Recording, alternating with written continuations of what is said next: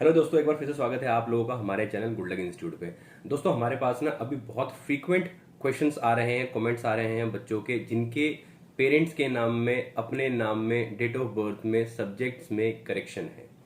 Correction को लेके इतने सारे कमेंट आए हैं और हम लोग हर किसी को ये चीज एक्सप्लेन नहीं कर पा रहे थे कि आपकी करेक्शन जो है कब तक पॉसिबल हो सकती है, कब तक आप करेक्शन करवा सकते हो और कब तक आपकी करेक्शन नहीं हो सकती है। दोस्तों, बहुत सारे सवाल हैं आपके। उन तमाम सवालों के जवाब आज मैं आपको इस वीडियो में देने वाला हूं कि किस तरीके से आप एनआईओएस के अंदर 10वीं या 12वीं के अपने जो एडमिशन लिए हुए हैं आपके, उसमें करेक्शन कैसे करवा सकते हो, कितने पुराने बच्चा अपनी करेक्शन करवा सकता है। इसमें मैं आपको 5 पॉइंट बताने वाला हूं। ये 5 पॉइंट आप समझ लेना, आपको पूरा फंडा समझ में आ जाएगा, पूरा प्रोसीजर समझ में आ जाएगा। कितने पैसे लगने हैं, कितने टाइम में करेक्शन हो सकती है, किस चीज की करेक्शन हो सकती है और किस चीज की करेक्शन नहीं हो सकती है, क्या टाइम लिमिट दे रखी है एनआईओएस ने और कैसे कैसे वो सारा आगे काम करेगा। दोस्तों, मेरा नाम है जस्सी और मैं आपके लेके आता हूं वो तमाम सॉल्यूशन जो आप एनआईओएस के बारे में ढूंढते हैं। तो आइए कंटिन्यू करते हैं इस वीडियो को और आगे बढ़ाते हैं और जानते हैं वो 5 पॉइंट कौन से हैं जिससे आपकी नेम की करेक्शन, चाहे पेरेंट्स की नेम की हो, आपके नेम की हो, डेट ऑफ बर्थ की हो, वो सारी करेक्शन आप कैसे करा सकते हैं। तो दोस्तों, अब मैं आपको बताने वाला हूं क्या सही समय हो सकता है आपके किसी भी तरीके के करेक्शन के लिए 10वीं या 12वीं के एडमिशन एनआईओएस में, या कैसे आप करेक्शन करवा सकते हो। सबसे पहला जो पॉइंट है आपका वो ये है कि जो करेक्शन आपको करवानी है, जब भी आप अपना एडमिशन लेते हैं, पहले एग्जाम यानी जब भी आप फर्स्ट टाइम एग्जाम में अपियर होने वाले हैं, उस एग्जाम से पहले या तो अपने करेक्शन करा दीजिए, या एग्जाम आप दे चुके हैं, बाद में आपको रियलाइज हुआ कि नहीं यार मेरी ये करेक्शन रह गई थी, मेरे पेरेंट्स के नेम में रह गई थी, मेरी डेट ऑफ बर्थ में करेक्शन थी, तो आप 3 साल के अंदर करेक्शन करवा सकते हैं। सबसे बेस्ट जो ऑप्शन है वो ये है कि आप लोग पूरे ध्यान से देखिए कि आपके आईडी कार्ड में अगर किसी तरीके की कोई करेक्शन आ रही है तो आप पहला जो एग्जाम आपका होने वाला है, यानी जब आप फर्स्ट टाइम एग्जाम में अपीयर होने वाले हैं, उससे पहले ही सारी करेक्शन करवा लेंगे तो आपको दिक्कत नहीं होगी। क्योंकि अगर आपने एग्जाम्स दे दिए हैं उसके बाद आप करेक्शन कराते हैं तो उसमें बहुत बहुत लंबा एक प्रोसेस हो जाता है जो आपको बहुत ज्यादा बॉदर करेगा। तो बेस्ट ये है कि आप एडमिशन के टाइम के बाद जब आपके पास आईडी कार्ड आता है तो आप प्रॉपर उसको चेक कर लें कि उसमें कोई करेक्शन है या नहीं है। अब मैं आपको बताता हूं दूसरा पॉइंट। दोस्तों, हमें कमेंट करने वाले सिर्फ न्यू लर्नर्स ही नहीं है, बहुत सारे लर्नर्स ऐसे भी हैं जिन लोगों ने कई साल पहले अपनी 10th या 12th एनआईओएस से पास कर ली थी, लेकिन उनके भी कुछ न कुछ करेक्शंस रह गए हैं और उनके करेक्शंस नहीं हो रहे। दोस्तों, 3 साल के बाद आप किसी भी तरीके की कोई भी करेक्शन नहीं करवा सकते हैं, चाहे वो छोटी करेक्शन हो या बड़ी करेक्शन हो, वो बिल्कुल नहीं होगी।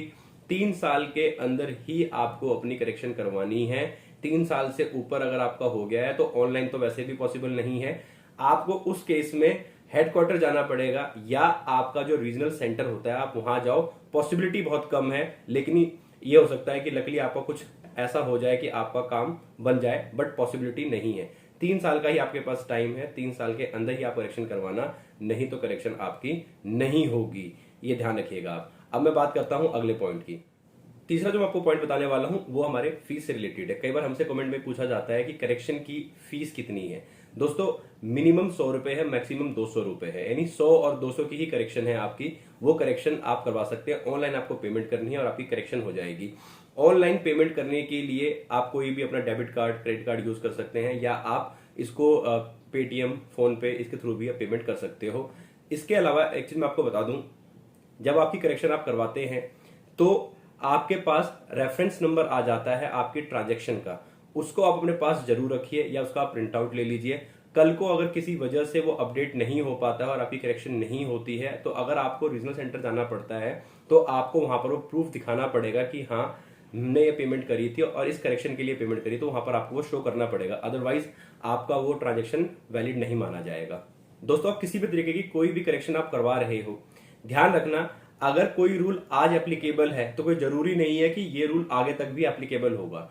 जो भी रूल उस टाइम पर बनाया जाएगा वही माना जाएगा। ऐसा नहीं है कि अगर आपकी 100 रुपए की फीस आज हमने बताई है और ये वीडियो आप बहुत दिनों के बाद देखते हैं, बहुत लंबे समय के बाद देखते हैं, तो उसमें भी 100 रुपए की फीस नहीं हो सकती, हो सकता है फीस बढ़ भी गई हो। तो जो भी आपका चार्ज होगा या जो भी एनआईओएस के नॉर्म्स होंगे, जो भी उनके रूल्स होंगे, उसके अकॉर्डिंग ही सारे चेंजेस माने जाएंगे। हो सकता है आगे चल के ये 3 साल का जो पीरियड है इनका ऑनलाइन का वो कम भी कर दे चेंजेस वाले, या हो सकता है बढ़ा भी दे।